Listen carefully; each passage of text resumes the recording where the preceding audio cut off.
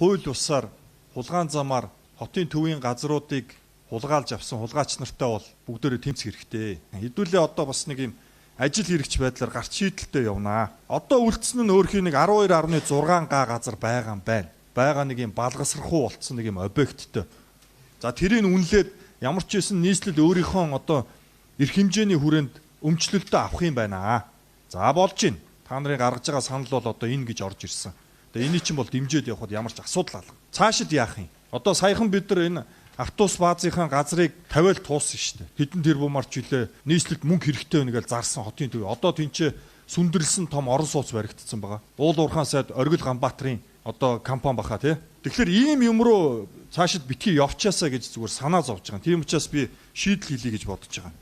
Юу вэ гэхээр өнөөдөр энэ Улаанбаатар хотод ажиллаж амьдарч байгаа Улаанбаатар хотын иргэдэд сая 700 гээд нэг албан бус тоонууд яваад байгаа. Тэгээ энэ иргэдтэй тэгвэл бид нар боломжийг олгоё л доо. Бүх иргэдтэй цэцэрлэг түрээлэнгийнхаа тусгай хэрэгцээнд авсан газраа хувь тэмцүүлэл өгчээ. Хувьцаа болгоод өгчээ. А тэрнээс биш одоо сая дээр танилцуулга дээр хамгийн доотлол дээр яана гэсэн байсан бэ? Дараачийн одоо юурууг нэг юм бичсэн байна.